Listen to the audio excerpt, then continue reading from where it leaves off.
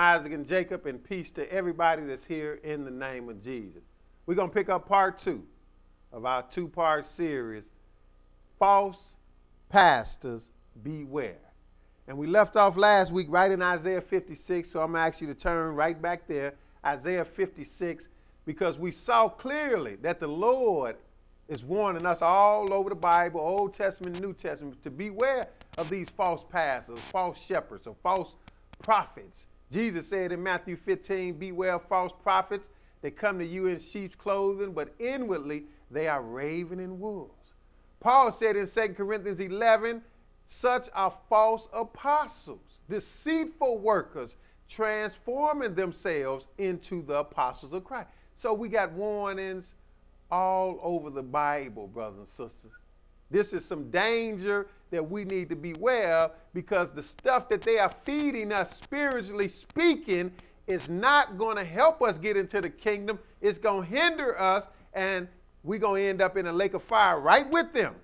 So that's the question I want you to ask yourself. Do you love your pastor so much that you're willing to go to hell for him? You need to ask yourself that question, because that's what you laying on the line if you don't make sure he's telling you the truth.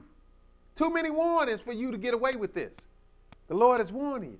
And he called them pastors and shepherds because it is their job to lead you the right way. But the majority of them, like I said, 9 out of 10 of them are false. That's just the order of the day. And we're going to get into this part 2 because we're going to show you that the main agenda for most of them is money. That's why you got a lot of prosperity ministers to this day got the audacity to be preaching nothing but money. That's all it's about for the most part. Money, money, money. Money coming. Money coming. Sow your seed. Do this.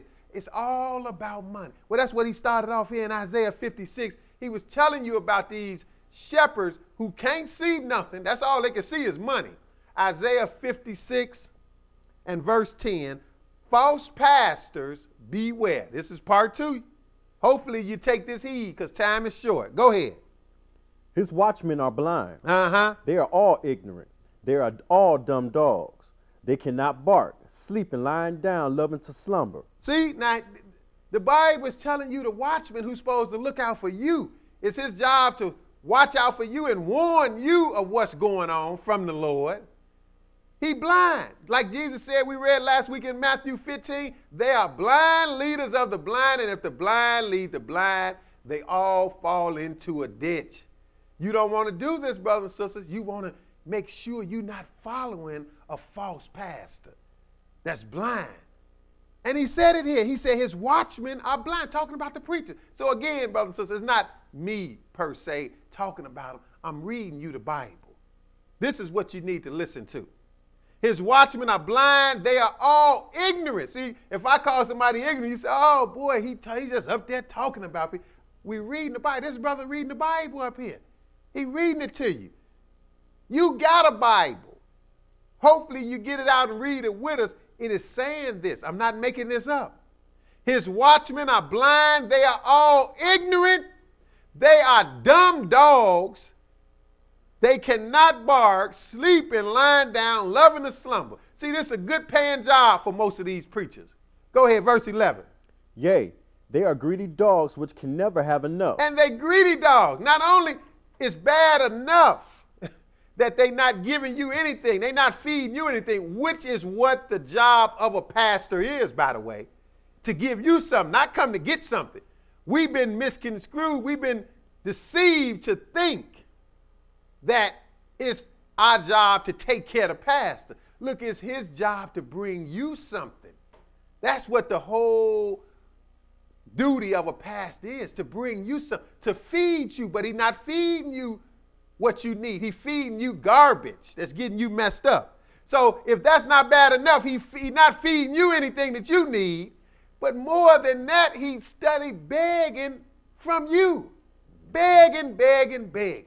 Got to have. That's why the Lord called it like this. Read verse 11 again. Go ahead. Yea, they are greedy dogs which can never have enough. See, the Bible saying this. They are greedy dogs that can never have enough. So now you know why it's one project after another in the church. One project after another. Never ending cycle. We need money for this. Oh, yeah, now we need money for this. When do it ever end? Never do it. Never. According to this, go ahead. And they are shepherds that cannot understand. See, they shepherds, but they can't understand. So the sheep, the poor little sheep, you in trouble unless you take heed to this message and get away from them. It's a warning because you're going to get the same punishment that they get if you follow them. So I hope you love them enough because you're going to have you a spot right in the fire. Maybe you be right next to them. That'll satisfy you. Go ahead. They all look to their own way. Everyone for his gain from his quarter. He's only concerned about himself, all of them. They look to their own way from his own quarter. He's looking out for his gain. And they make you think that gain is godliness, Paul said. We'll read that later, but now go to Jeremiah 5. Jeremiah 5.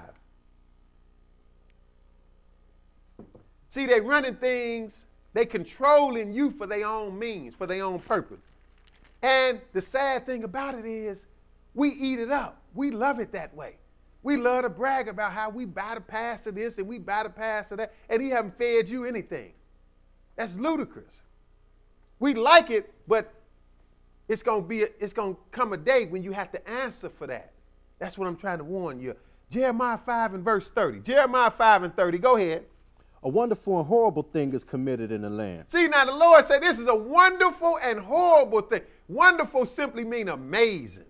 This is an amazing thing. And it's horrible. It's terrible. That's committed in the land. And it's about this message that we're talking about. False pastors, beware. What is this wonderful and horrible thing that the Lord talking about to Jeremiah? Go ahead. The prophets prophesy falsely. And the priests bear rule by their means. And my people love to have it so. And what will ye do in the end thereof? See what he said? He said this is a wonderful and horrible thing.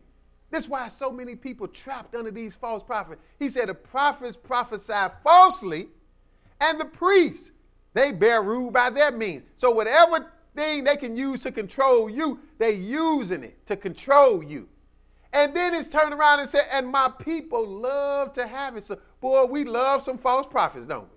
That's why we flocking to them. Don't even consider that your eternal salvation is at stake. We flock to them. And then get mad. Say, oh, he up there talking about my pastor. The Lord is talking about him if he's a false prophet. And I'm telling you again, 9 out of 10 are. And like I said last week, I'm being liberal with that estimation. Because I can go tell you really 99.9%. Because that's what the Bible is telling you. It says many false prophets, and they are deceiving me. Not a few, not a handful, many false prophets. But now, he said, read that verse again. What verse is it? Verse 31. Go ahead. The prophets prophesy falsely, and the priests bear rule by their means. And my people love to have it so. Love to have it so, but what? And what will ye do in the end thereof? But what you gonna do when it come time to pay up? What you gonna do then? When the Lord start questioning you, why you didn't do this? Why you didn't do? You can't say my pastor told me that when the Lord warned you to beware of the lying, greedy dogs. You won't be able to get away with that. Let's go further. Go to Micah 3. Show you this has been a problem since day one. The only thing difference now is it's compounded. It's a greater problem. It has escalated. Micah 3